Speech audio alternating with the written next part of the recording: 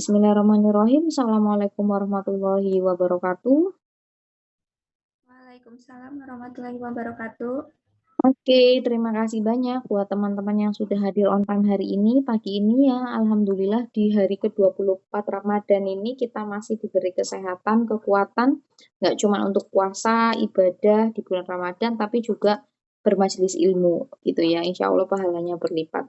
Nah, teman-teman, untuk hari ini kita pertemuan 9 fokus akan membahas tentang K1, memastikan saya akan menyetujui yang mana sesuai dengan eligibilitas teman-teman dan juga menurut teman-teman ini affordable nggak? Bisa nggak dikerjakan dalam waktu 3 minggu itu? Itu kan kalian yang lebih ngerti ya. Makanya hari ini saya mau memastikan secara detail masing-masing judul dan topik kalian itu mengerucutnya kemana dan apa yang akan dilakukan next-nya. Nah, tapi sebelum kita membahas itu, nanti saya akan share screen masing-masing K1-nya untuk setiap kelompok ya. Kita akan lebih baik berdoa terlebih dahulu ya. Silakan masing-masing berdoa dimulai.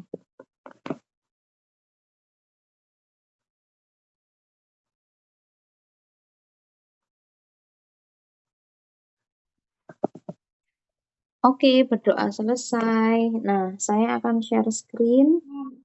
Silakan nanti. Nah, udah kelihatan ya.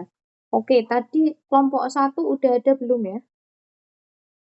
Sudah, Ibu. Udah, kelompok 1. Coba ini kita diskusikan. Yang lain ikut memperhatikan biar tahu ya apa yang harus dilakukan. Oh, ini udah spesifik ya. Oke. Kenapa akhirnya memilih 3 topik ini dan 3 judul ini dengan pertanyaan esensial-esensialnya? Silakan coba dijelaskan satu-satu. Nanti saya komentari. Baik, Ibu. Saya mewakili kelompok 1, izin menjawab. Mhm. Jadi, kenapa kelompok 1 memilih 3 topik ini, yaitu Mhm. topik perundungan, topik ujaran kebencian dan hoax, dan juga topik tentang PMKS. Jadi Ibu, untuk kelompok 1 sendiri, kami sudah menentukan subjek penelitian, yang mana subjek penelitian kami ini adalah siswa dari siswa sekolah dasar. Nah, oleh karena itu kami memilih topik yang memang relate gitu dengan siswa sekolah dasar. Kan seperti yang pertama itu untuk perundungan. Sepertinya sudah menjadi hal yang amat amat biasa terjadi di lingkungan sekolah gitu, terutama di sekolah dasar tentang adanya perundungan. Itulah kenapa kami itu berminat gitu untuk menanggulangi bagaimana caranya menekan perundungan yang ada di sekolah dasar. Kami menyimpan pertanyaan esensial. Nah, apa sih yang menjadi urgensi mengatasi perundungan bagi siswa? Yang mana urgensinya tentu saja sangat penting. Lalu yang kedua, bagaimana perundungan dapat memberi dampak terhadap kemampuan sosial bagi siswa? Dan yang ketiga, mengapa perundungan dapat terjadi di kalangan siswa sekolah dasar?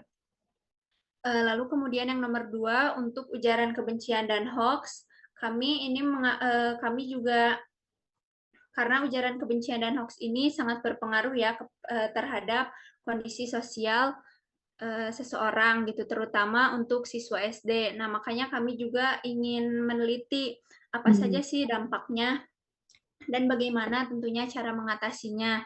Yang dimana anak-anak SD ini juga biasanya karena masih kurangnya edukasi, seringkali sangat mudah untuk terpapar hoax. Lalu kemudian untuk yang ketiga, untuk yang PMKS, kenapa kami juga memilih topik yang ini? Karena ini ada dua alasannya, Ibu. Yang pertama, karena setelah kami research, kami ini menyadari kalau banyak anak-anak di usia sekolah dasar yang menjadi PMKS itu sendiri gitu. Di antaranya ada dari beberapa dari mereka yang bekerja sebagai manusia silver atau mungkin badut jalanan. Jadi kami tertarik untuk meneliti ini. Lalu kemudian alasan yang kedua, kami juga ingin tahu apa sih kira-kira dampak ataupun uh, apa sih perspektif dari anak SD terhadap kasus PMKS ini? Karena kan Mm-mm. banyak yang menganggap kalau PMKS ini konotasinya itu negatif, Ibu. Mm-mm. Jadi kami ini ingin sekalian memberikan juga nih edukasi kepada anak-anak SD dan juga ingin tahu gimana peran sekolah kalau seandainya ada salah satu dari muridnya yang menjadi yang termasuk ke dalam PMKS ini, Ibu. Oke. Oke. Nah, ini semuanya di SDN satu Sukasari. Itu kota Tasik atau kabupaten ya kalau boleh tahu? Di Kota Tasik, Ibu.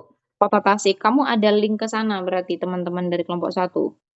Ada Ibu, kebetulan saya alumni dari SD tersebut. Masya Allah. Oke. Bagus kalau ada linknya. Insya Allah akan lebih mudah dan diterima ya teman-teman. Oke, kelompok satu terkait perundungan saya setuju gitu ya. Mungkin dimulai dari mengapa dulu. Jadi kenapa sampai ada perundungan. Tapi dicek dulu beneran ada apa enggak. Kalau enggak ada ya enggak usah ya. Ya, Eh, baik Ibu. atau mungkin edukasi aja. Mungkin di sana enggak ada. Tapi kita tahu bahwa perundungan di anak sekolah SD itu udah banyak. Nah, mungkin ditanya aja ke mereka kenapa sih kira-kira sampai ada perundungan di tingkat anak-anak gitu kan. Baru kemudian apa sih dampaknya gitu kalau perundungan itu terjadi. Ya kan, baru nanti bagaimana mengatasinya gitu. Bagaimana mengatasinya biar tahu apa sih urgensinya gitu. Nah, mungkin itu sih kalau dari saya masukannya ya diurutkan dan juga ditambah dengan bagaimana gitu langkah teknisnya atau langkah yang nyatanya untuk mengatasi ini kan soalnya strategi. Kalau strategi berarti bagaimana ya, bagaimana melakukan sesuatu gitu kan untuk mengatasi ini. Apakah hanya dari guru aja atau dari siswa juga ada langkah-langkahnya. Jadi nanti broad perspektif, misal nanti endingnya strategi dari sekolah harus gimana, guru gimana, siswa gimana, orang tua siswa gimana. Karena kadang ya zaman sekarang ujungnya orang tuanya ikut-ikutan membuli ya gitu. Kemudian terkait ujaran kebencian dan hoax. Suka ecek-ecekan kali ya anak SD ya maksudnya ya. Iya, Ibu. Nah, itu masih relate juga untuk anak SD ya tentang ujaran kebencian. Apalagi ini sih kisah nyata aja ya. Anaknya mbak saya, berarti ponakan saya, perempuan, anaknya diem banget introvert. Dimasukin grup teman-temannya dan mbak saya kaget karena bahasa anak SD sekarang itu beda banget sama zaman saya. Zaman kalian mungkin juga beda. Anak sekarang tuh udah berani ya kayak gitulah ya, nggak jelas dan mereka nggak sadar bahwa yang di WA itu kan ibu dari temennya, bukan temennya, karena kan nggak boleh punya HP atau belum punya HP ya, jadi masih barengan. Tetap aja gitu, ujarannya ya semacam itulah, tidak patut lah, sampai geleng-geleng sendiri. Mungkin itu kenapa ya, orang tua sekarang tuh gampang stres juga, karena menghadapi anak-anak yang semacam ini gitu. Kita sampai nggak tahu harus gimana untuk menghadapi anak-anak ini dan sampai ponakan saya untuk sekolah madrasah yang sorenya pun milih keluar karena bulian. Karena bulian ada ujaran-ujaran kebencian ya. Maksud saya itu anak belum balik. Itu anak masih 10 tahun, 11 tahun yang belum balik dan sudah menghadapi beban hidup seperti itu. Saya nggak kebayang besarnya kayak gimana trauma dia terhadap pertemanan, saya mikirnya. Jadi ini penting banget ya, menurut saya dua topik atas itu penting banget. Nah, kalau yang topik ketiga, ini juga nggak kalah penting. Tahun lalu ada dari FISIP, tapi ngebahas PMKS yang ada di Unsil. Jadi mereka pengen cari tahu kenapa sih akhirnya mereka jadi badut gitu. Padahal ada yang anak sekolah juga ternyata emang karena nggak punya uang katanya. Nggak tahu juga tentang orang tuanya ya, gimana gitu.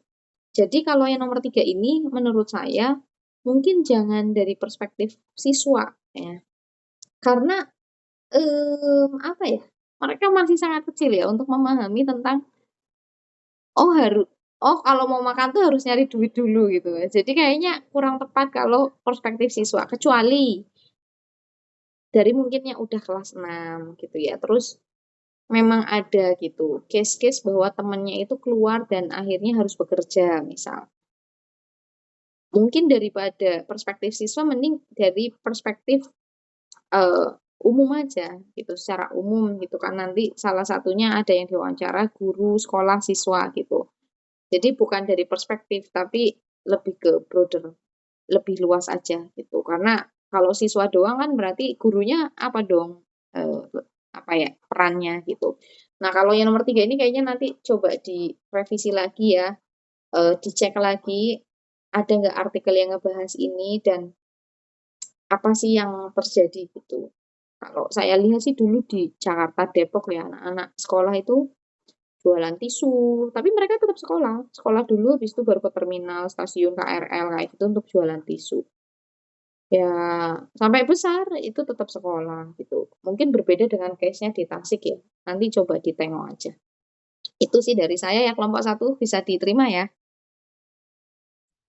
Ya, bisa Ibu. Terima kasih banyak atas masukannya. Sama-sama. Iya, ini kalau saya lihat sih tiga-tiganya affordable semua ya dan eligible karena objeknya sama di SD yang sama dan memang penting gitu. Ini tinggal kalian coba perdalam lagi gitu.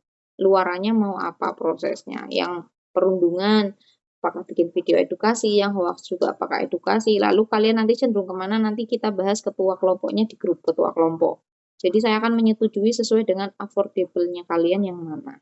Dengan masukan dari saya. Mungkin itu ya, teman-teman kelompok lain juga diperhatikan. Oke, thank you kelompok 1. Sekarang masuk ke kelompok 2. Ini boleh dihapus aja yang merah-merah kayak gini ya. Silakan dihapus Ilham dan teman-teman.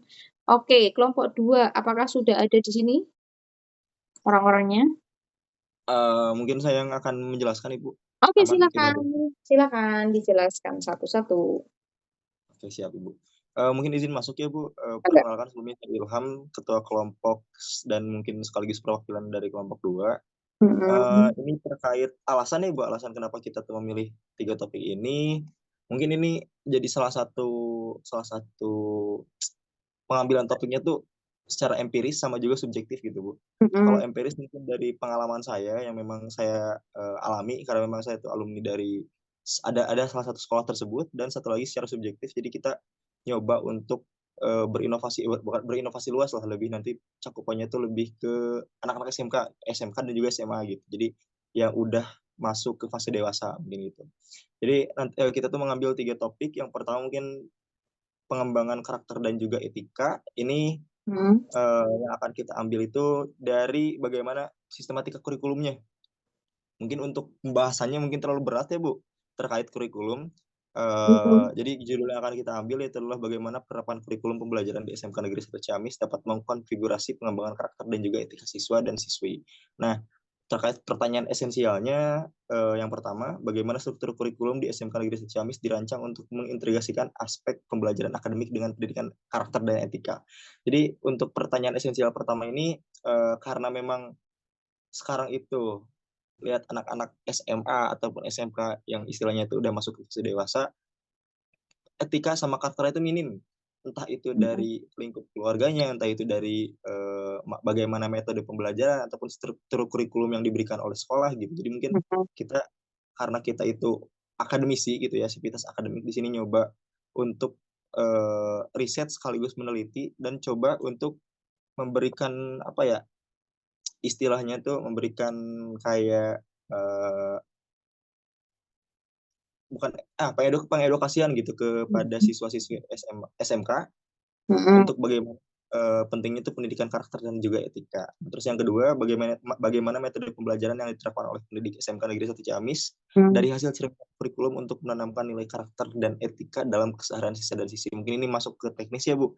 Teknis Mm. dari terus yang ketiga bagaimana peran ekstrakurikuler dan juga program keahlian di SMK Negeri 1 Ciamis dalam membentuk karakter siswa dan siswi yang disiplin, bertanggung jawab dan juga berintegritas karena memang 3 aspek disiplin, bertanggung jawab juga integritasnya merupakan salah satu merupakan ketiga yang memang biasanya itu harus ada dalam hidup itu biasanya 3 itu gitu. Jadi Mm. mungkin saya masukkan pertanyaan esensial tersebut. Terus yang keempat, sejauh mana penerapan kurikulum pendidikan di SMK Negeri 1 Ciamis dapat membentuk karakter dan juga etika siswa dan siswi ketika pelaksanaan praktik kerja lapangan atau magang. Apakah dalam tahap magang apakah dalam tahap matang atau persiapan. Jadi kalau misalkan di SMK itu kan ada program magang gitu, Bu, ada program PKL. Jadi kita tuh coba untuk menganalisa dan coba untuk sedikitnya tuh mengetahui gitu, apakah pada saat diterjunkan ke praktik kerja lapangan itu siswa dan siswi ini dilatih untuk eh, etikanya dan karakternya yang baik atau tidak, apakah magang itu merupakan salah satu langkahnya gitu. Jadi kita coba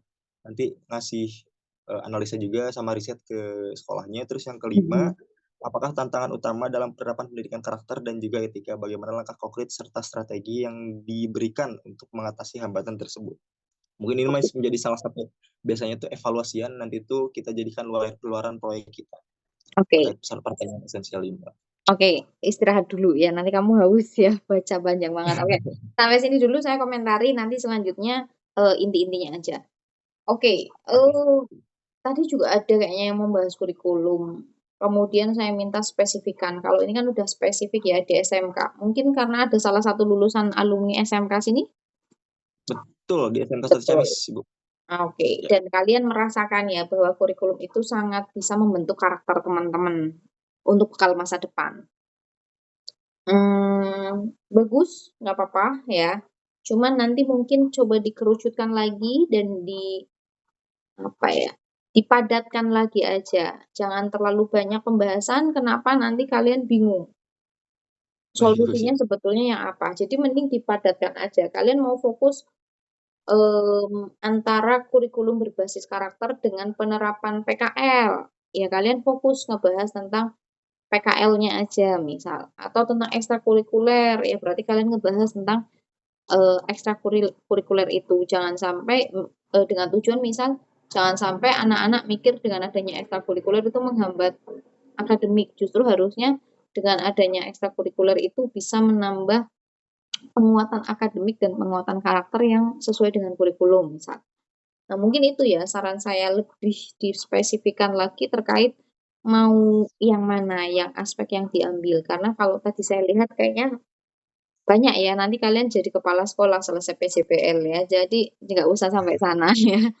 Kalian mungkin sebagai alumni dan sebagai mahasiswa itu bisa memberikan input ya kepada sekolah tentang kenapa sih itu menjadi penting gitu, PKL, entah ekstrakurikuler atau mungkin penerapan kurikulum yang lain ya. Sehingga sekolah itu bisa memiliki penguatan bahwa, oh ya berarti kurikulum yang selama ini dijalankan sudah tepat dan mungkin apa yang perlu diperbaiki, rekomendasi dan sebagainya. Termasuk mungkin kalian mau bikin edukasi tentang, ini loh dampaknya kalau kalian itu dikuatkan secara karakter, nanti masa depannya seperti apa. Mungkin itu sih kalau dari saya, spesifikkan lagi aja biar nggak terlalu berat. 3 minggu doang soalnya waktunya ya. Oke, thank Siap. you. Yang kedua, intinya tentang apa ini?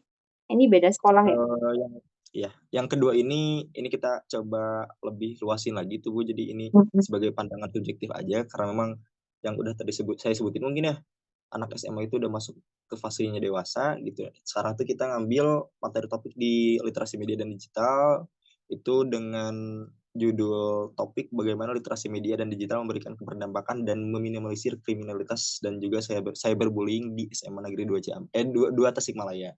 Jadi nanti tuh kita akan coba memberikan panduan ataupun sedikit kayak edukasi lah terkait bagaimana penggunaan media sosial, bagaimana literasi media dan juga literasi digital ini memberikan dampak penting gitu yang nantinya tuh menyangkut aspek pribadi. Kalau misalkan anak-anak di SMA Negeri 2 Tasikmalaya itu nggak bisa untuk tahu bagaimana etika dalam bermedia sosial, ditakutkan ada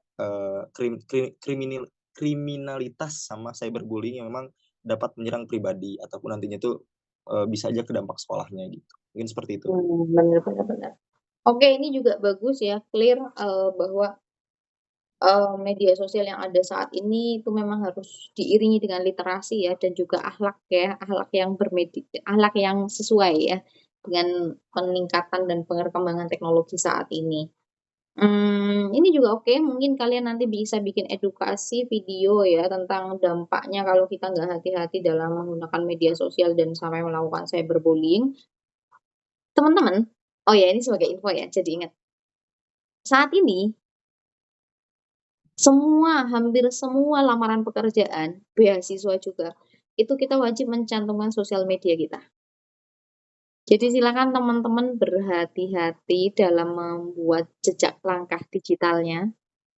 Karena itu akan dicek. Meskipun kalian, oh ya udah Bu, saya buat akun second account yang bersih. Oh saya buat second account yang khusus untuk ini kerja. Mereka tetap akan bisa menelusuri. Ya, jadi teman-teman berhati-hati dari sekarang ya. Karena itu ada track recordnya. Mau kayak gimana pun mereka juga udah semakin canggih. HRD perusahaan-perusahaan apalagi perusahaan besar itu juga semakin canggih karena mereka nggak mau kecolongan mendapatkan human resource ya, sumber daya manusia yang tidak menjaga akhlak karena itu dampaknya buruk banget ya buat reputasi perusahaan. Jadi teman-teman hati-hati ya dalam bermedia sosial. Ini jadi sekalian buat kita juga sih remindernya. Oke, kalau yang ketiga, ini gimana nih? Waktu dan kesehatan. Ini di Ciamis, oh beda sekolah semua. Gimana ini? Oke, mungkin izin menjawab ya Bu, Mm-mm. karena kita tuh kemarin tuh sempat bingung ya, kita apakah mau milih ke sekolah atau ke masyarakat yang memang bekerja gitu. Ini mungkin Ibu nanti bisa kasih koreksi atau masukan kira-kira kita lebih relevan mana gitu. Ini kita membahas terkait manajemen waktu dan juga kesehatan. Ini topik yang akan kita ambil ini terkait hal tersebut dan judulnya itu pengelolaan manajemen waktu yang efektif dan juga efisien sebagai langkah utama dalam memelihara kesehatan mental siswa di kalangan remaja SMK Negeri 1 Ciamis. Jadi karena memang anak-anak remaja ini sekarang itu kayak hobinya tuh apapun yang memang mereka senangi, dia belum bisa memilah apakah itu hal baik atau buruk gitu, tetap akan dia lakukan gitu. Jadi mungkin nantinya tuh kita akan memberikan edukasi terkait bagaimana manajemen waktu yang memang efektif dan juga efisien yang nantinya tuh teman-teman dari siswa ataupun siswi ini bisa lebih mengoptimalkan atau meminimalisir dari kesehatan mentalnya. Biasanya itu banyak anak-anak yang sekarang juga kayak punya gangguan jiwa, dalam artian gangguan jiwanya tuh lebih ke entah itu fisiknya, entah itu mentalnya gitu ya. Jadi nantinya tuh kita tuh ngasih langkah konkret tuh sebagai bentuk edukasi gitu buat mereka. Mungkin seperti itu. Oke, good. Nah, ini bagus juga. Sebenarnya ini bisa juga tuh buat teman-teman mahasiswa di sini untuk implementasinya nggak harus di SMA sebenarnya. Ini bisa banget untuk teman-teman mahasiswa karena ada yang pernah konsultasi ke saya bilang, "Ibu saya bingung antara mau nyuci atau mau ngerjain tugas." Terus saya cuma, oh ada ya kebingungan semacam itu gitu di anak sekarang tentang mengelola manajemen waktu. Akhirnya saya minta dia beli buku khusus untuk menulis apa yang harus dilakukan hari itu. Termasuk jamnya, biar dia nggak terlalu banyak bingung. Kalau kayak gitu nanti ujungnya lebih banyak waktu yang dihabiskan untuk bingung mau ngapain, akhirnya nggak dikerjain dua-duanya, itu bisa jadi ya. Jadi ini bagus juga, nanti gini ya, teman-teman coba diskusikan lagi dengan kelompoknya, terus kira-kira mana yang paling affordable untuk kalian dikerjakan dan kalian yakin bisa menyelesaikan itu dalam 3 minggu. Nanti di grup ketua kalian sampaikan, nanti di sini saya akan pilih statusnya, karena kalau yang kelompok satu ini semuanya udah spesifik dan eligible ya untuk dilakukan, tinggal kesiapan dari teman-teman kelompoknya kira-kira milih yang mana. Kalau Ciamis berarti misal secara jarak, ongkos ya mungkin itu akan lebih jauh misal.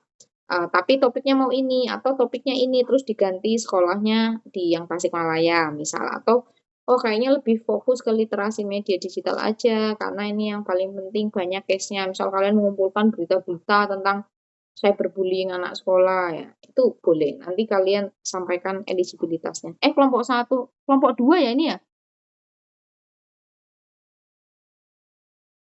Iya Bu, kelompok 2 Kelompok betul. dua, mohon maaf ya. Tadi kelompok satu mah yang ini ya, udah ya di SD, kelompok dua maksudnya. Mungkin itu ya, terima kasih kelompok dua. Selanjutnya kelompok tiga. Baik, Apakah siap. Sama-sama. Terima kasih Bu. sama? Oke, kelompok tiga sudah ada orangnya maksudnya. Riza dan kawan-kawan. Oke. Kalau nggak ada orangnya, kita lewati dulu. Kelompok 4 ada orangnya, Salsa dan kawan-kawan. Halo, kelompok 4. Oke. Kelompok 5 ada, Haikal. Enggak, Bu. Kelompok 5 ya, Haikal. Iya, Bu. Oke, kelompok 3 sama 4 nanti berarti terakhir ya. Kalau nggak ada kabar, ya nanti kita nggak bahas. Oke, kelompok 5, Haikal silahkan coba one by one dulu aja. Baik, izin masuk. Terima kasih atas kesempatannya, Ibu. Mhm, Eh, Mungkin kenapa kami memilih topik alasan yang pertama penggunaan narkoba dan peredarnya, dan yang ke topik kedua kenapa kami memilih ujaran dan kebencian dan hoax. Yang ketiga, kenapa kami memilih topik intoleransi. Dan mhm, mungkin ya Bu, kami memilih mhm, topik ketiga ini karena tentunya semuanya ini berkaitan dengan isu sosial, tentunya sangat relevan di Tasikmalaya, dan juga tentunya memiliki dampak besar dan semuanya berhubungan dengan tantangan sosial yang tentunya dihadapi oleh generasi muda. Nah, kenapa, mungkin yang pertama, kenapa kami memilih topik penggunaan narkoba dan peredarnya, dan kenapa kami memilih judulnya Peran Pendidikan dan Keluarga dalam Mencegah Penyalahgunaan Narkoba di Tasikmalaya.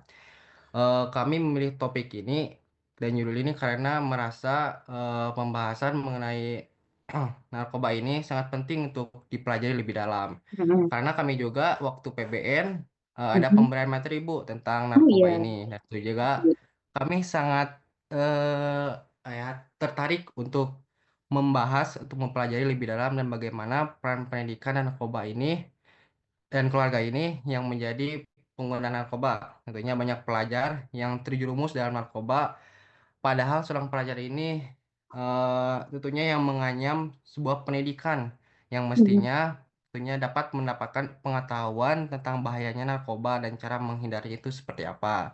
Dan mhm, tentunya juga peran keluarga ini menjadi fokus kami karena munculnya pertanyaan dan bagaimana seorang ini dapat terjerumus dan penggunaan narkoba, apakah dia seorang yang kurang kasih sayang atau apa. mhm, Dan untuk pertanyaan esensialnya ya Bu, kami mencoba merangkum saja mhm, pembahasannya. Untuk yang pertama, bagaimana peran keluarga dan lingkungan dalam menekan peredaran narkoba di Tasikmalaya. Nah, alasan kami memilih pertanyaan esensial ini karena penyalahgunaan narkoba ini semakin marak di kalangan remaja Ibu, tentunya mhm, termasuk di wilayah Tasikmalaya. Nah, mhm, termasuk juga keluarga dan lingkungan. Tentunya memiliki pengaruh besar dalam membentuk perilaku seseorang. Nah, termasuk dalam mencegah bagaimana mereka ini terjerumus dalam narkoba. Dengan memahami peran keluarga dan lingkungan, tentunya dapat ditemukan sebuah strategi pencegahan yang lebih efektif dan menekankan peredaran narkoba di masyarakat. mhm. Mungkin Oke, itu Bu, alasan oke. kami memilih topik dan judul pada penggunaan narkoba dan peredarnya. Oke, terima kasih penjelasannya, Haikal. Nanti habis ini baru masuk ke judul kedua ya. Oke, ini benar ya. Saya juga baru ngeh bahwa ternyata peredaran narkoba di tas itu cukup besar gitu ya. Dan ini jadi concern juga sih kayaknya sama pemerintah Kota Tasik. Mungkin nanti teman-teman kalau emang mau membahas ini, karena ini di Tasikmalaya ya, bukan di SD, SMP, atau SMA, ya berarti kalian mungkin bisa tuh nanti coba ke BNN yang di Tasik, kemudian coba ke pemerintah Kota Tasik ya, terutama yang membidangi ini, misal kesehatan dan sebagainya, dinas kesehatan atau apa, termasuk mungkin dinas sosial ya. Karena narkoba ini kalau saya bisa ngeh sih, ada kaitannya juga dengan sosial masyarakatnya. Ya misal bukan dari kalangan mampu, tapi memilih narkoba yang murah, misal kemudian membahayakan, bahkan mungkin sampai meninggal, ya nauzubillah. Nah itu seperti apa? Nah, lalu edukasinya untuk masyarakat gimana? Terutama anak-anak sekolah, ya. Terus mungkin nggak cuma anak-anak sekolah, tapi anak-anak yang putus sekolah, biar mereka tidak terjerat narkoba ketika mereka akhirnya punya penghasilan, misal dari ngamen atau dari bekerja kasar, ya. Itu seperti apa? Mungkin itu sih kalau saran saya untuk kalau pembahasan narkoba, kalian kalau bisa wawancara dari berbagai perspektif gitu ya. Nanti kalau emang butuh surat pengantar, kalian coba minta ke fakultas gitu ya. Siapa teknik yang bagian untuk membuat surat dan bilang aja izin untuk observasi terkait tugas project based learning ini. Pasti mereka udah paham sih. Nah, mungkin itu ya kelompok satu dipastikan aja kalian apakah affordable untuk sampai ke sana. kalau bisa punya linknya gitu ya, sehingga bisa mewawancarai beliau-beliau ini. Termasuk MUI. MUI juga ada concern terkait ini ya. Waktu saya ngobrol, kalau MUI bisa di dosen FAI ada dari MUI nanti bisa saya hubungkan. Kalau kalian memang jadi yang ini, gitu ya. Oke, kalau yang kedua gimana? Yang kedua, kenapa memilih topiknya, Bu? Kenapa memilih topik ujaran kebencian dan hoaks dan juga judulnya Strategi Memerangi Ujaran Kebencian di Kalangan Remaja Tasikmalaya dan peran media dan komunitasnya. Kenapa kami memilih topik dan judul ini? Karena ujaran kebencian ini dan hoaks sudah tidak bisa dibendungkan lagi, Bu. Tentunya Mm-mm. para remaja yang menjadi pengguna aktif dalam media sosial menjadi sebuah rentang mendapatkan ujaran atau kebencian dan juga hoaks. Oleh karena itu, mungkin kami perlu adanya strategi yang konkret untuk dapat meningkatkan literasi digital remaja dalam bersosial media. Dan juga saat ini media dapat menjadi penyebaran maupun media pencegahan ujaran kebencian dan juga hoax. Oleh karena itu, strategi juga diperlukan adanya meningkatkan pemahaman remaja dan penggunaan media sosial Mm-mm. sebagai alat pencegahan sebuah ujaran kebencian dan sebuah hoax, gitu, Bu. Seperti itu. Dan kenapa ya?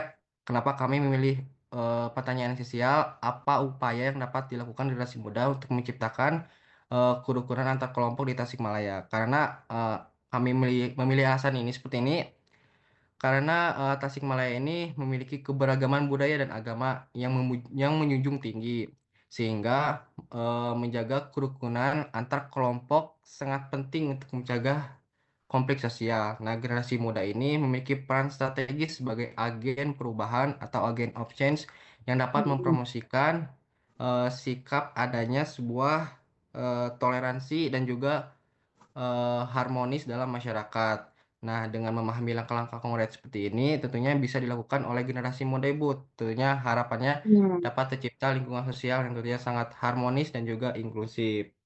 Oke.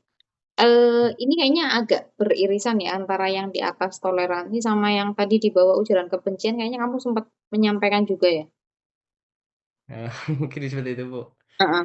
Nggak apa-apa, ini nggak usah dijelasin lagi. Ini udah spesifik soalnya. Karena kalau secara umum case-nya hampir mirip ya tentang kalau toleransi generasi muda ini yang hoax itu remaja.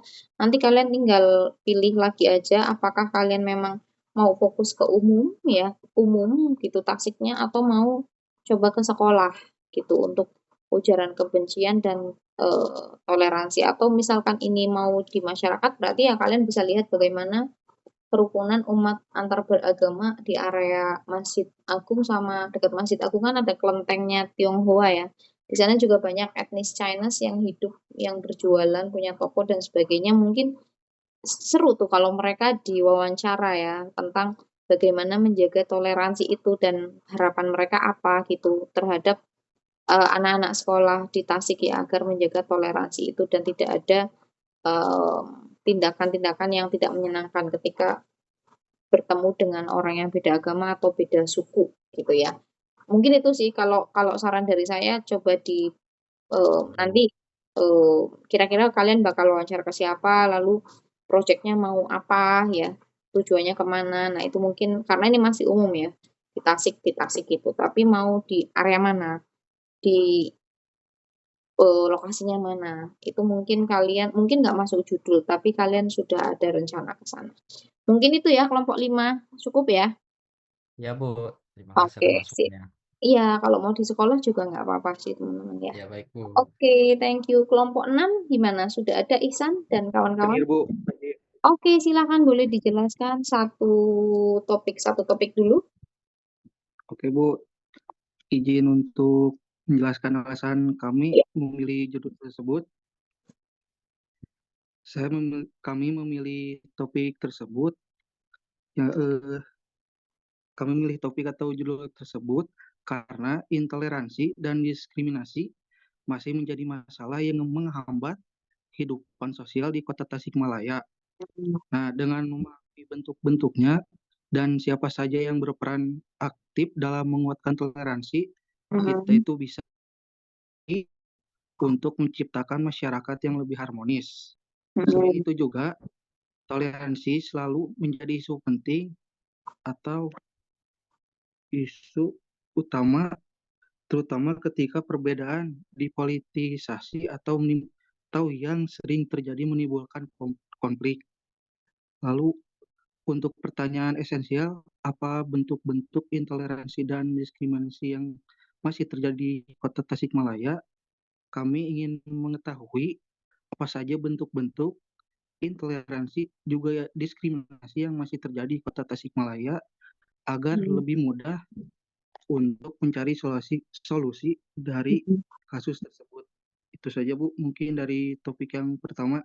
Oke, tentang toleransi ya, karena ini terkait moderasi beragama. Nah, ini juga masih luas ya. Di Kota Tasikmalaya, kalian mau ngebahasnya yang mana?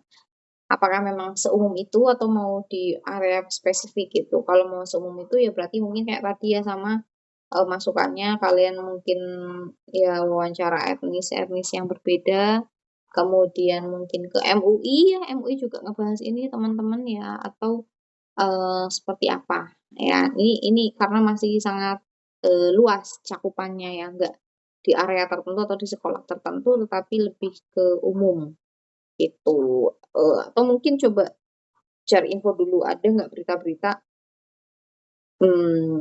tentang intoleransi yang terjadi di Kota Tasikmalaya gitu. Misal nih ketika ada bencana terus ada bantuan, apakah mereka hanya memilih bantuan yang dari umat Islam aja atau dari non-muslim pun mereka terima, atau mereka hanya menerima bantuan hanya dari ormas tertentu aja, ormas lain nggak mau diterima. Nah, kalau ada berita-berita spesifik kayak gitu mungkin akan lebih mudah kalian akan menyasar kemana untuk wawancara ataupun kalian observasinya gitu ya. Mungkin itu kalau dari saya. Kalau yang kedua tentang diskriminasi SARA. Nah, ini mau kemana nih arahnya? Ini juga masih umum banget sih menurut saya. Ada nggak case yang udah kalian temukan tentang diskriminasi SARA di Kota Tasik? Sepertinya belum, Bu. Tapi kami milih topik yang diskriminasi SARA ini sama sih kayaknya, Bu, alasannya. Seperti yang intoleransi dan diskriminasi gitu.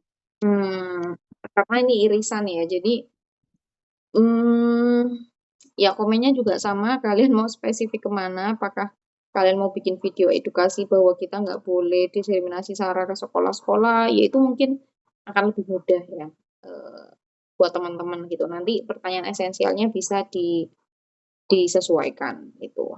Kalau ini apa nih? Agama untuk politik. Oh, sensitif nggak nih? Kalian kira-kira kalau Kalau mau bahas ini gimana?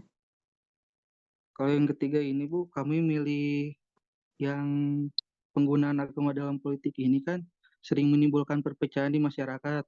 Mm-mm. Nah, isu ini penting banget, Bu, buat dibahas agar kita memahami dampaknya terhadap persatuan serta mencari cara agar agama dan politik bisa berjalan berdampingan tanpa menimbulkan konflik.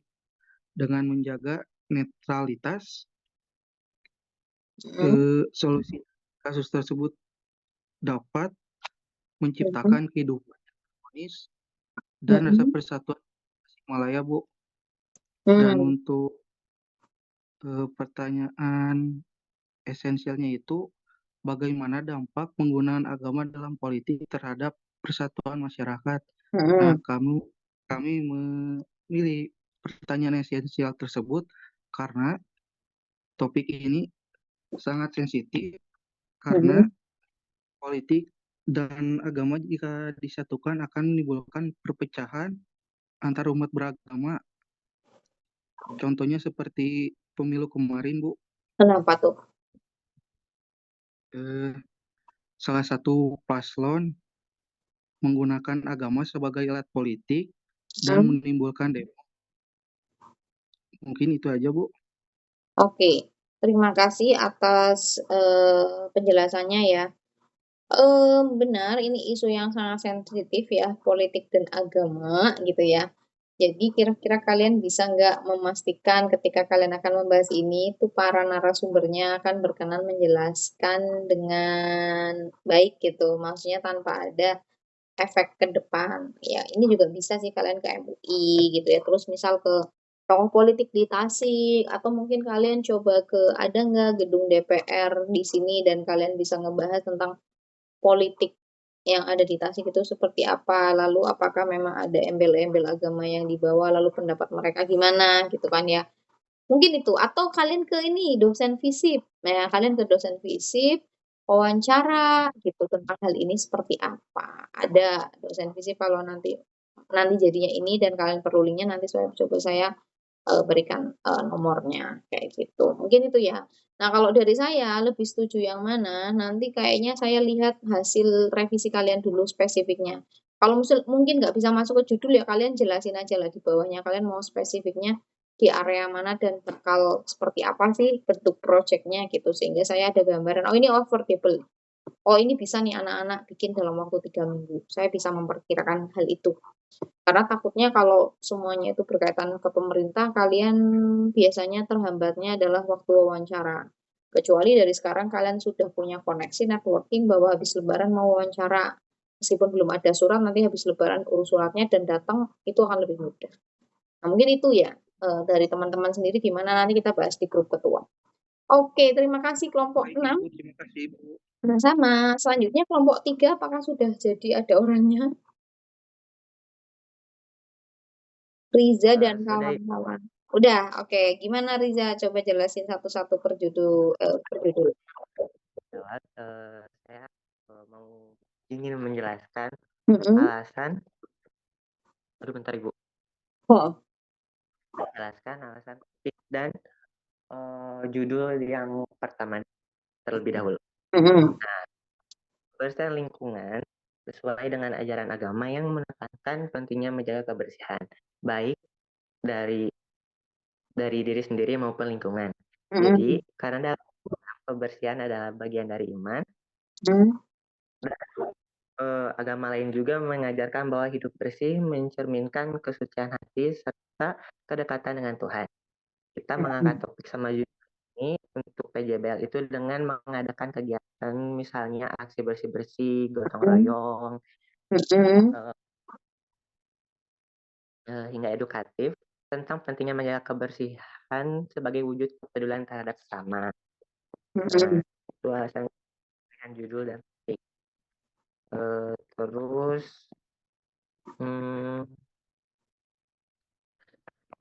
bentar Ibu. Mm-mm. Nah, untuk pertanyaan esensialnya,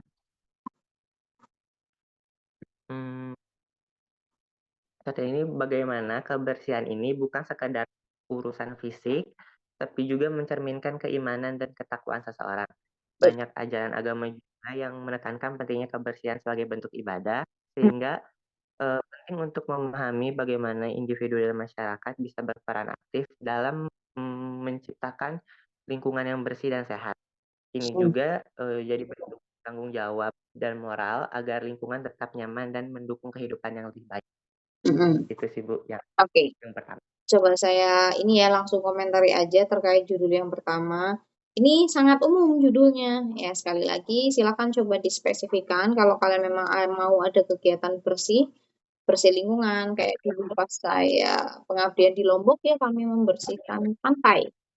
Dan alhamdulillah antusiasmenya tinggi. Nah, mungkin kalian bisa melakukan hal-hal kayak gitu dan nanti judulnya lebih dispesifikan ya. Misal kalian mau kerjasamanya sama siapa? Misal sama Uncil, bersihin area sekeliling Uncil. Itu kan area Uncil tuh depan kenapa sampai selalu banjir gitu kan. Mungkin ada yang kesumbat gitu kan. Gotong royong, cek di buang sampah itu apakah buang sampah sembarangan, cek atau kalian mau bersih-bersih lingkungan di area mana? Misal area yang spot-spot umum ya, sungai kayak Pandawara Group gitu. Itu silakan dispesifikan aja sih menurut saya. Karena tapi ini benar ya bahwa kita tuh bersih berarti hati dan jiwa kita juga ikut bersih. Karena kalau bersih itu akan mempengaruhi mindset kita teman-teman. Jadi kalau kalian ngerasa lagi putek, silakan bersih-bersih dulu. Ya mungkin kamar kalian nggak tertata atau apa. Kemudian mungkin kalian mengajak atau mungkin dengan aksi sederhana. Misal kayak membersihkan masjid atau musola yang terbengkalai ya, termasuk nyuci mukenahnya, sajadahnya, karpetnya. Ya itu kan perlu ngobrol dulu ya, nggak asal tiba-tiba nyuci gitu, tapi kan harus ngobrol sama pengurus musolanya, warganya, mau nggak diajak gotong royong untuk membersihkan musola dan lingkungannya. Kan kalau di desa-desa gitu ya, kalau saya dulu KKN seperti itu. Nah, silakan boleh ya, teman-teman sangat diperbolehkan. Yang penting ada clear aksi nyatanya apa, spesifik, dan bisa terukur 3 minggu ini bisa kelar. Gitu. 3 minggu itu termasuk laporan ya teman-teman. Silahkan selanjutnya topik kedua, kenapa milih kearifan lokal? Apa nih kearifan lokal di Tasik nih? Ya, jadi kan setiap daerah punya tradisi dan budaya yang mencerminkan kearifan lokal. Terus banyak orang yang memiliki nilai-nilai keagamaan kayak doa bersama, terus bagi-bagi rezeki kayak gitu. Nah, melestarikan budaya yang merupakan bentuk rasa syukur atas nikmat Allah karena budaya lokal seringkali mengandung ajaran moral dan spiritual yang sejalan dengan agama. Dan di PJB ini kami bisa mendokumentasikan tradisi keagamaan yang masih ada, terus ngadain diskusi sama tokoh masyarakat atau ngebuat program edukasi agar generasi muda, khususnya Gen Z, tetap menghargai dan melestarikan nilai-nilai budaya yang sesuai dengan ajaran agamanya. Nah, buat pertanyaan esensialnya, pertanyaan kedua itu nyorotin rendahnya kesadaran generasi muda dalam menjaga kebersihan, menjaga dan melestarikan budaya lokal karena kan sekarang banyak banget modernisasi kayak budaya asing masuk ke kita, jadi budaya lokalnya tuh jadi makin hilang gitu. Padahal budaya dan lingkungan adalah anugerah yang harusnya tetap dijaga sebagai bentuk rasa syukur kepada Allah. Nah, dengan pertanyaan ini bisa digali lebih dalam dalam mengenai faktor penyebab kurangnya kesadaran serta bagaimana cara yang efektif untuk membangkitkan kepedulian di masyarakat gitu Ibu. Oke. Oke, ini mungkin menjaga kebersihan lingkungannya typo ya, atau hasil kopas di area atas jadinya nggak kehapus, silakan nanti dihapus, disesuaikan aja kearifan lokal. Begini teman-teman, ini menarik ya, teman-teman pengen mengajak gitu bahwa masyarakat, ayo dong kita punya kearifan lokal. Tapi mungkin sebelum ke sana, kalian pertanyaan esensialnya adalah, apa kearifan lokal yang ada di Tasikmalaya, kota Tasikmalaya ini, dan kenapa sih itu perlu dijaga? Lalu bagaimana cara menjaganya? Ini ada tantangan, biasanya ada peluang, lalu bagaimana cara melestarikannya? Mungkin karena ini ngebahas kearifan lokal ya ada kaitan sama budaya. Nanti direvisi aja ya diksi kalimatnya gitu. Kayak yang kedua itu kan tiba-tiba ke budaya, padahal atasnya tentang kearifan lokal. Nah, ini dua hal yang berbeda tapi bisa berkaitan. Nanti diparaphrase ataupun direvisi aja kalimatnya, kalian mau ngambil semua atau kearifan lokalnya aja. Nah, ini mungkin kalian apakah mau bikin campaign, misal Instagram yang ngebahas tentang kearifan lokal di Kota Tasik, kayak kalian riset dulu, kumpulin apa aja kearifan lokalnya, budaya lokalnya, terus kalian bikin konten, itu aja udah boleh loh. Kalian nggak harus membuat sesuatu di lapangan, tapi pakai konten aja itu boleh. Karena itu kan kekuatan Gen Z ya untuk kreatif ya. Tapi mungkin dalam proses pembuatan kontennya kalian harus baca literatur atau kalian ini nih wawancara dosen sejarah, kan biasanya ngerti kearifan lokal ya, di FK kan ada, atau kalian wawancara ini pegiat budaya lokal Tasik ya. Boleh loh, bagus loh. Saya sih cenderung ke sini ya, karena dari tahun awal saya ngajar PJBL ini yang ngebahas tentang ini kayaknya baru satu, tapi enggak ke konten ya. Padahal kayaknya zaman sekarang penting deh. Anak-anak sekarang itu tahu budaya lokal Tasik itu apa. Saya hampir 3 tahun di sini juga belum tahu. Taunya cuman sendal kelong, kebaya Tasik, kelom ya, kelom nggak tahu. Kebaya Tasik dan payung gelis. Tapi kan Ya, payung gelis nggak bisa dipakai kalau hujan beneran ya, karena kecil ya. Nah, mungkin iya, apa Ibu. filosofinya sampai ke sana dan apa fungsinya saat ini dan dulu bedanya apa? Itu kayaknya bagus deh. Saya setuju kalau kalian ngebahas yang nomor 2 sih. Ya, terus bagus tuh dikaitkan apakah budaya yang Tasik yang ada saat ini bisa dikaitkan dengan memang nilai agama yang ditanamkan sejak dulu atau sudah mengalami semacam ini apa ya istilahnya eh, campuran bauran gitu karena saat ini udah heterogen banyak etnis Tionghoa misal dan sebagainya gitu. Itu bagus sih menurut saya. Oke, next yang terakhir tentang etika digital. Nah, ini juga bagus sih. Alasannya media sosial kan udah jadi bagian dari kehidupan sehari-hari, terutama generasi muda kita gitu mahasiswa. Tetapi gunakan tanpa memperhatikan etika.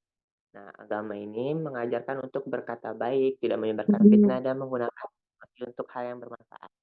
Nah, di kelompok kami bisa membuat kampanye literasi digital kayak poster ataupun yang lainnya berbasis nilai-nilai agama, lalu menyebarkan konten positif atau mengadakan diskusi tentang bagaimana menggunakan media sosial dengan bijak agar tetap sesuai dengan ajaran agama gitu. Jadi mungkin saran sama yang tadi ya Bu yang topik.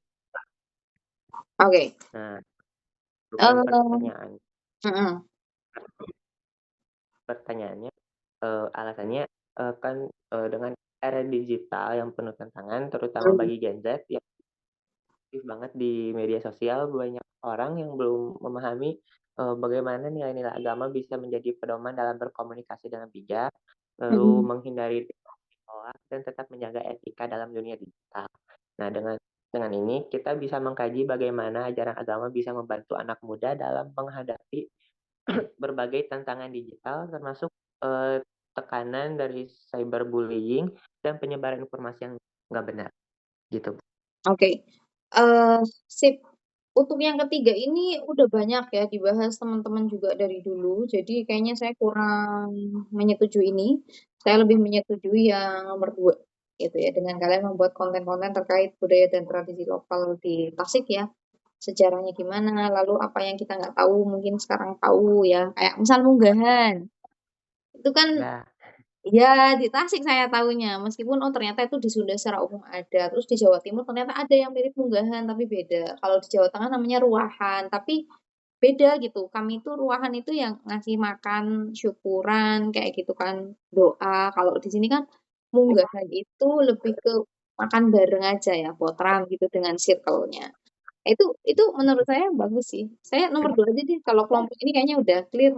Saya kayaknya lebih menyetujui yang nomor 2 ya. Karena ini secara affordable sih affordable ya langsung ya. Karena ini bikin konten kalian nggak terlalu harus apa ya effort untuk kemana-mana. Kecuali mungkin kalian bisa lah wawancara sedikit-sedikit ya untuk memperkaya atau kalian sambil mencari buku-buku tentang coba ke perpus ada nggak buku tentang kearifan lokal asik dan itu bisa jadiin konten yang menarik biar anak-anak kita ini tahu Tasik itu punya apa dan harus dilestarikan gitu ya. Sip, ya thank Ibu. you kelompok 3. Kelompok 4 terakhir ya, Salsa ada nggak orangnya? Halo, Salsa? Oke, atau yang mewakili kelompok 4 boleh atau gimana? Pengangguran. Terus apa lagi nih? Cikurupu. Perilaku konsumsi, ya bagus nih inflasi. Nih, kalau anak Fakultas Ekonomi harusnya sangat peka ya terhadap info ini ya. Ya, ESG-nya anjlok, rupiahnya tinggi, ya. Itu banyak banget lah kejadian-kejadian ini. Ekonomi dan teknologi, ya. Konsumsi dan gaya hidup. Nah, ini nih. Kalian jangan sampai FOMO. Jangan sampai standar hidup kita, makan kita, berpenampilan kita itu ngikutin tren-tren yang ada di TikTok semata tanpa kalian menyadari apakah memang ini yang saya inginkan, apakah emang ini yang saya butuhkan. Kalau ngikutin FOMO, ngasih makan ego Instagram, ngasih makan ego TikTok, nah kalian nggak maju-maju. Karena kalian nggak fokus pada ini self development gitu. Ini nggak ada, kalau nggak ada kita bisa akhiri untuk pembahasan K1 dari kelompok 4 Ibu, ada mohon nggak? maaf ya. Ada. Ada Ibu sebentar ya, Ibu lagi disiapin. Ini kan udah ada share screen-nya, tinggal dibaca aja. Silakan kelompok 4. Ibu mohon maaf Nah, izin kenapa menjawab. kami mengambil topik tentang SMK dibandingkan SMA karena karena dari judul topik kita yang dibawakan itu kan tentang ketenaga kerjaan dan pengangguran. Nah, dari yang kita cari dan data statistik itu di SMK itu dibandingkan SMA dan sederajat yang lainnya ternyata tingkat pengangguran yang paling tinggi, sedangkan mereka itu kan dipersiapkan untuk kerja dan mempunyai keterampilan. Tapi kenapa sih tingkat pengangguran masih tinggi? Nah, sama kita tuh dikasih solusi tentang kewirausahaan. Kenapa dari SMK itu enggak dicoba untuk kewirausahaan? Jadi kita bawa judulnya tentang pola pikir kewirausahaannya. Karena kan dia apa sih di itu masih sedikit gitu ya yang wirausaha di usia muda. Nah, kenapa kita milihnya SMK 1?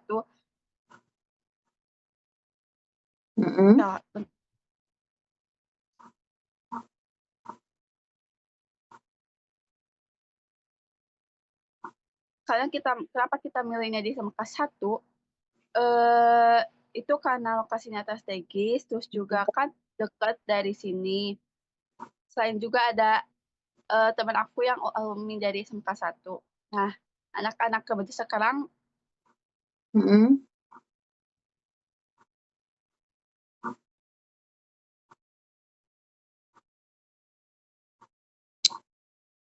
ini on off ya? Sinyal saya atau emang teman-teman juga nggak dengar? Iya Ibu, sinyal aku lagi jelek, maaf ya Ibu Oh ya udah. sebentar. Oke, intinya aja, nggak apa-apa. Kenapa SMK 1 Tasikmalaya? Karena kamu alumni situ kah?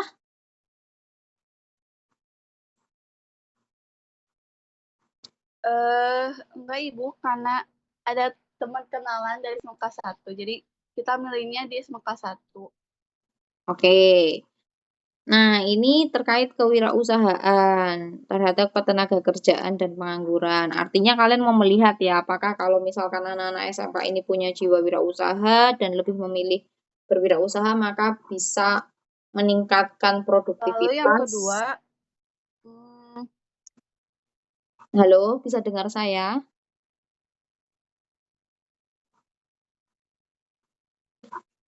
Oke.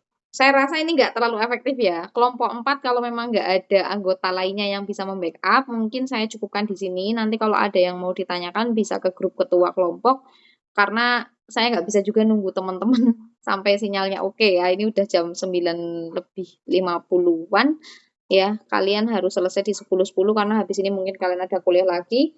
Untuk kelompok 4 pada intinya ini silakan didengarkan ya anggota kelompok 4 lain yang tidak berpartisipasi untuk menjawab, mungkin didengarkan Ibu aja. izin menjawab.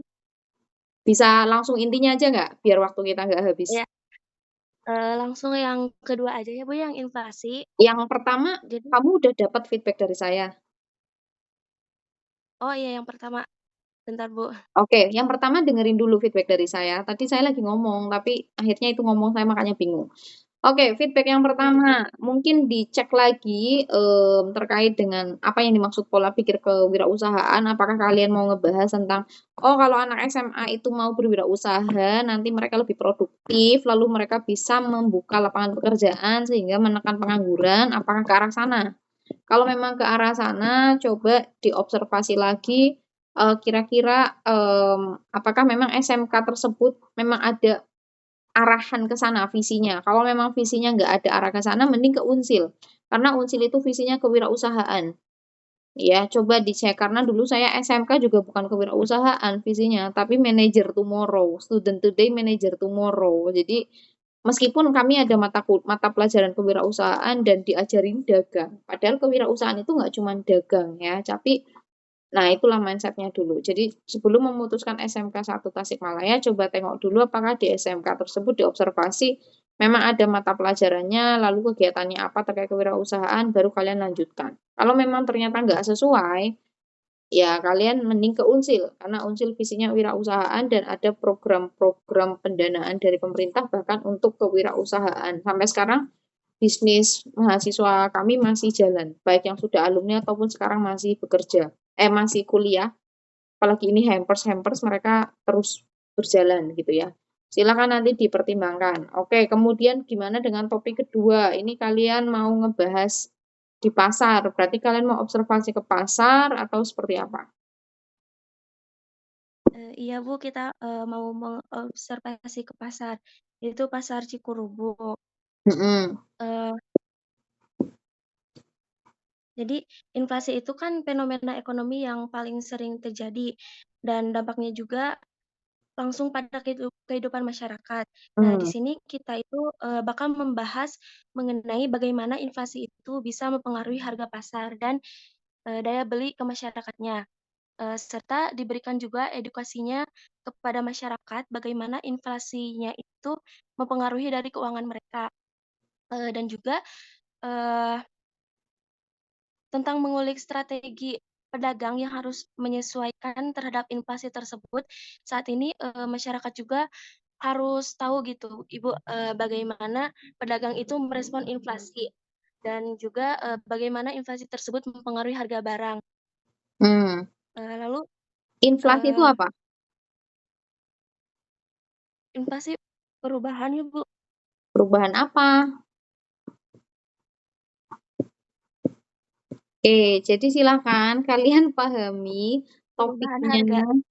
Ya, perubahan harganya gimana? Nanti kalian pahami topik dan judulnya sebelum akhirnya ngebahas ini. Karena biar apa? Biar pertanyaan esensialnya nyambung. Ya, karena ini ngebahas inflasi ya dan perilaku konsumsi, kalian akan fokus kemana dulu? Misal, apa dulu penyebab inflasi? Ya, baru kemudian dampaknya. Ya, baru kemudian kalian ngebahas tentang perspektif dari para pedagang dan juga konsumen. Konsumsi masyarakat berarti konsumen, gitu kan. Inflasi itu artinya kenaikan harga-harga barang secara serentak gitu. Jadi dalam satu waktu itu jadi, oh cabai naik, beras naik, telur naik ya. Jadi banyak kenaikan harga-harga barang, terutama harga barang pokok ya. Kalau yang naik kayak misalkan harga kulkas itu kan nggak semua orang pakai kulkas, nggak semua orang setiap hari beli kulkas. Tapi kalau yang naik itu kayak beras, cabai, setiap hari orang beli itu, setiap hari orang makan itu, ya kan? Nah itu yang membahayakan seperti itu.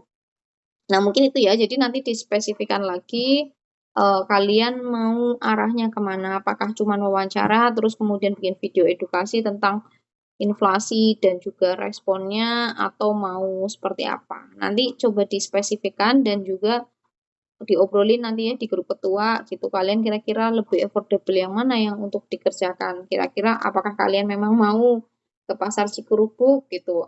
Kalian artinya mungkin wawancara pihak pengelola pasar, pedagang, masyarakat yang lagi beli, atau mungkin bahkan ke BI. Inflasi itu kan BI kaitannya, yang pengendalinya itu Bank Indonesia. Bank Indonesia itu ada sidak pasar untuk memastikan harganya itu stabil.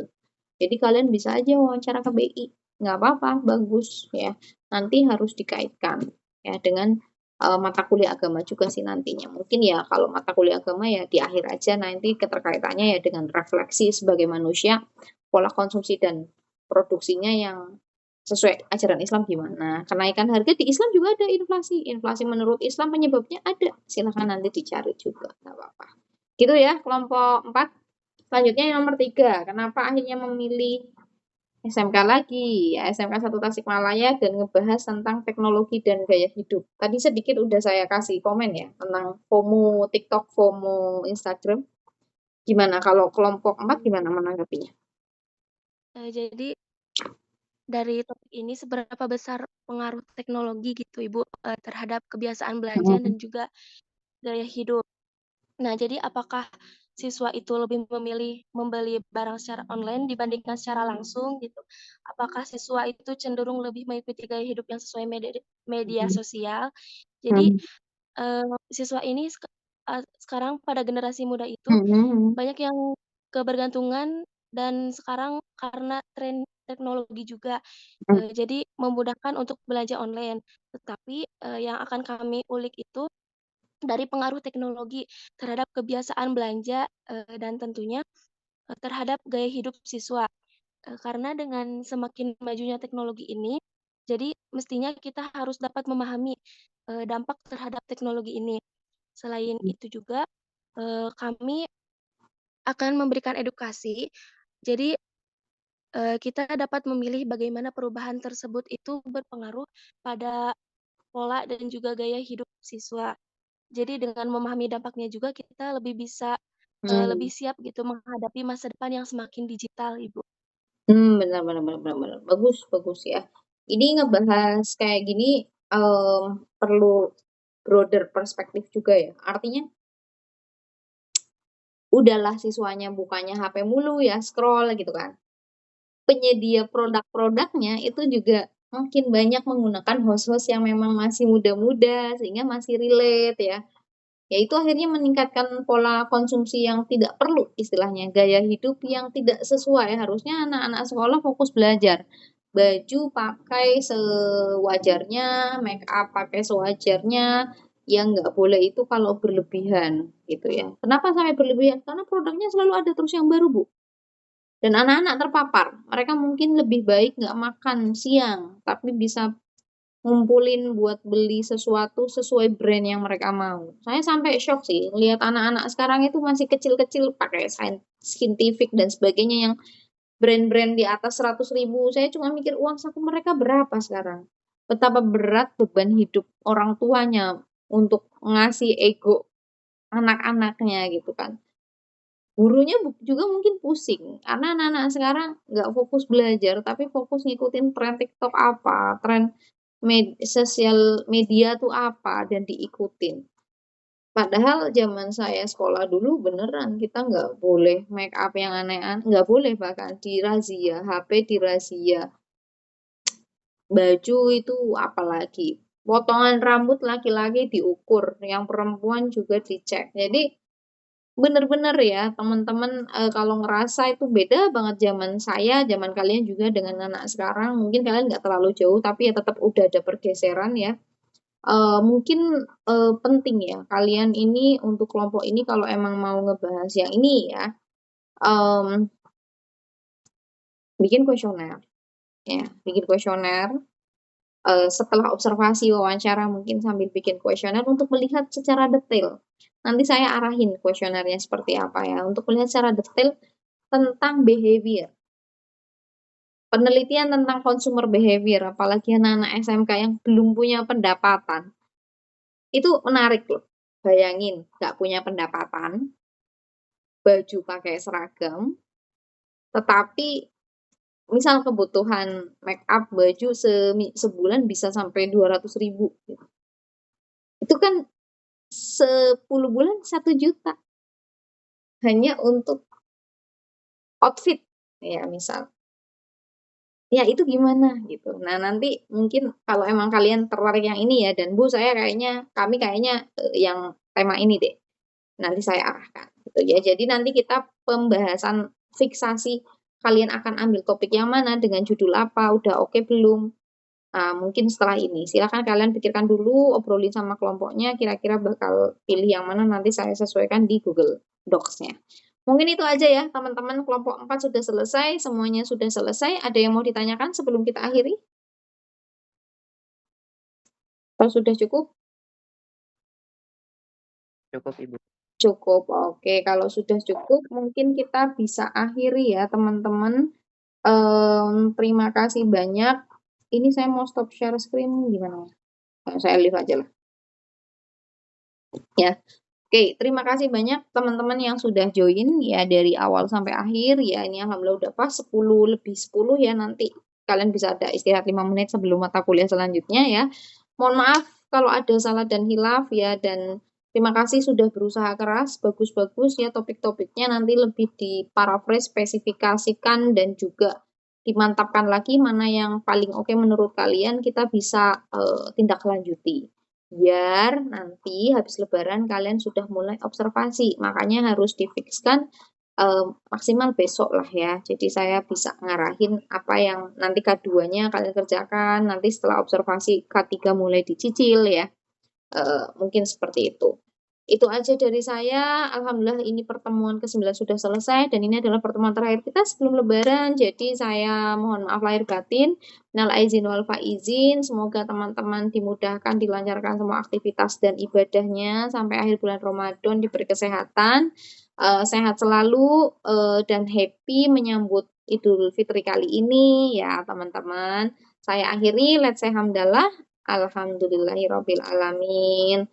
Terima kasih. Assalamualaikum warahmatullahi wabarakatuh. Waalaikumsalam warahmatullahi wabarakatuh. Iya, betul.